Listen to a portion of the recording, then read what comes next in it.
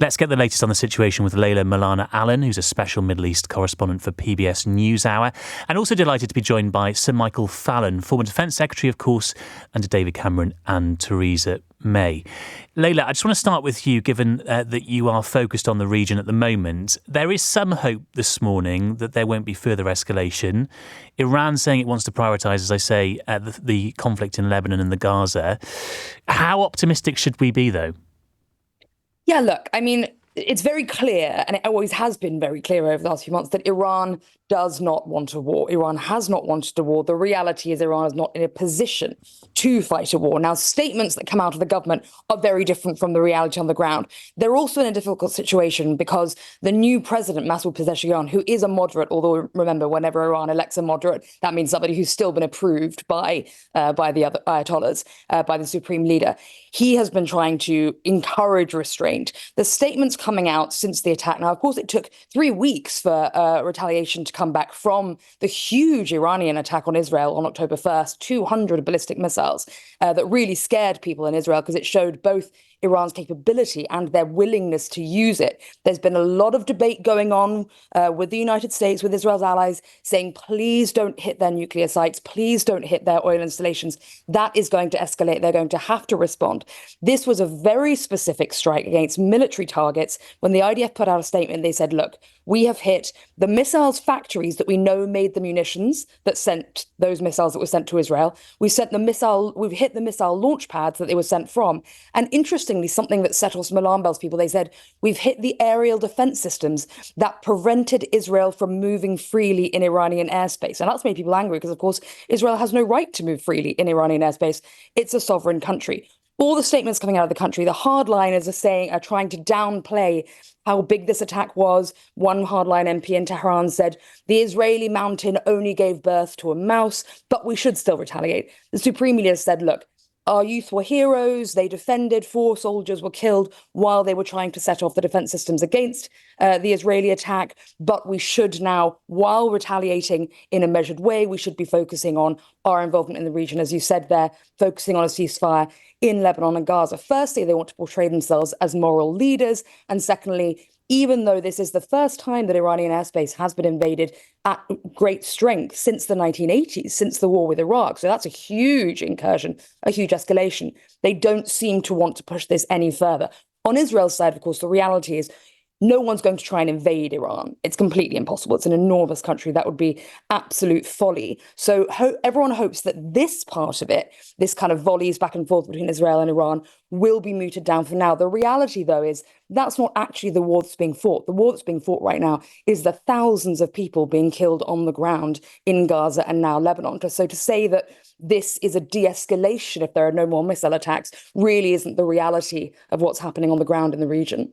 Yeah, and Leila, I think we've sort of become accustomed, haven't we, to constant escalation. And so even when there's just sort of a minor plateau, I suppose, in the conflict, we start to get hopeful. But we should remember just how much escalation there's been over the past year. So, Michael, do you think Israel has been at all persuaded by American influence over the past few days? Because the attack on Iran did appear to be more restrained than it could have been, at least. Yes, good morning. And there have been very few good mornings, I think, over the last year in the Middle East. And this might well be one of them. As Leila said, the attack, the retaliation last night by Israel was measured, it was proportionate, and it was restricted. So it does look as if Israel has been guided by the Americans, and they will need to work with the new American president, and we should be doing the same. Our government should be doing the same, working with Israel after the American election to find a more secure solution to Israel's borders. And that's the task that I think Israel understands now after it's seeking out of terrorists in both Gaza and Hezbollah, I think, and Lebanon. I think that's the task that Israel now, will need to dedicate itself to. Having said all that, of course, it does also mean we've got to keep the pressure up on Iran. It means we've got to keep up the sanctions and the freeze on assets and so on, because Iran has been, through its proxies, firing missiles into Israel. But it has also, of course, been arming the Houthis, who've been firing at shipping in the Red Sea, including British shipping. And it's been supplying drones and other material to the Russians in their war in Ukraine. So, Iran, in the end, has to be dealt with. And obviously, we will have to work with the new president to find better ways of bringing pressure to bear to make Iran behave like a responsible neighbour again. And if you were Defence Secretary now, what would you perhaps be doing differently to the Labour government? For example, did you agree with their restricted ban on arms sales to Israel? What more could we be doing to apply pressure? Well, we certainly, we're an interlocutor, we're a good friend of Israel. We would be talking to Israel, obviously, offering them all kinds of advice. I don't think the particular ban on arms sales, which are very small to Israel, I think that was very much a kind of token thing. But we do have arms control rules, so it's important that those are looked at. But I think we need to be there. We need to be there. We need to have our navy there in the Red Sea, in the Gulf, in the Eastern Mediterranean, so that we're ready to help. And where necessary, we need to help defend Israel's airspace. Every country has the right under international law to defend itself, and also has the right to ask its friends for help in defending itself. And we shouldn't hesitate to do that. Israel is an ally, is a democracy, and we should be ready to help. But we also need to concentrate on the solution to all this, which is how do you make Israel's borders, particularly its northern borders, how do you make them more secure so that Israelis can live in peace without missiles and drones being fired over at them?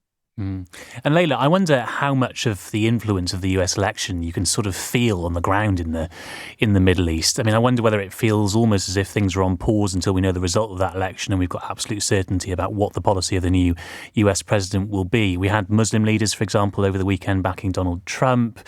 We know that the Jewish vote in America is also very, very important, and a lot of Americans feel an affinity with Israel. So a tricky balance to strike here for any presidential candidate.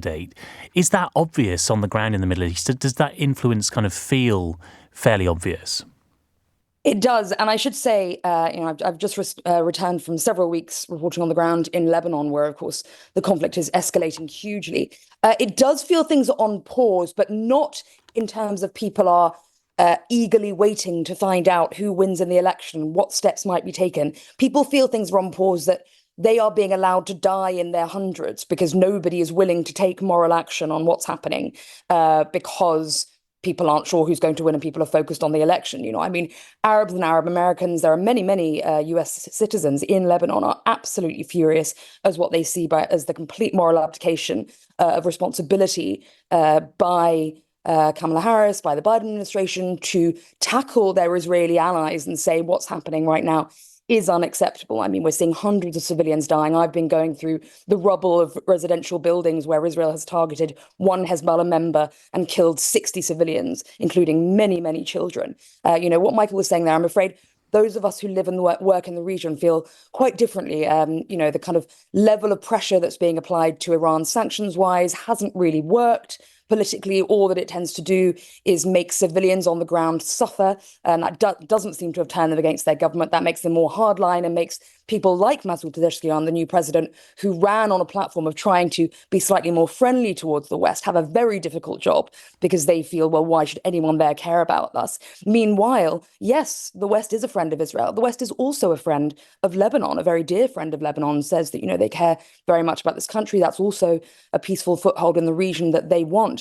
And what everyone there feels right now is that Israel is no longer being a reasonable, peaceful partner in the region and needs to be stopped from this level of really what now is impunity. We've seen over 100 medics killed. We've seen multiple journalists killed. As I say, thousands of civilians, not just in Gaza, but now 2,500 civilians in Lebanon in just the last few weeks. So really the feeling there is that right now there is no reason for anyone in the Middle East to feel interested in or supportive of any US administration, any Western administration, when they have essentially been abandoned completely to what is hell right now.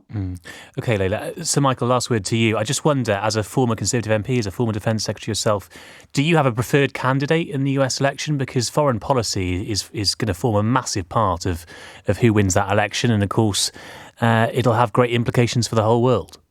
Yes, I don't think we in Britain should have preferred candidates. Actually, this is something the Americans have got to decide for themselves on Tuesday week. And I've seen advisors to both Kamala Harris and to Donald Trump when they've passed through London, and I'm aware of some of the issues they're going to have to confront. But, America is a very important influence on Israel. You've seen that over the last 3 weeks. So Washington does matter. I appreciate that people have been killed on the ground, that some of the Israeli retaliation to the original attacks has looked and seemed disproportionate there. I understand all that. But the only country probably in the end that can guide and influence Israel is the United States of America. And that's why this election is so important. And that's why it really matters. And indeed, there are, in some of the swing states, there are large numbers of Arab voters, just as there are large numbers of Jewish or pro-Israeli voters. So it's a very important election for the Middle East. And it looks as if, over the last 3 weeks, Israel has been listening to Washington, and I hope they will go on listening when we have a new president. OK, Sir Michael Fallon, diplomatically said there. Thank you very much. Shame we couldn't get a preferred candidate out of Sir Michael Fallon there, former Defence Secretary.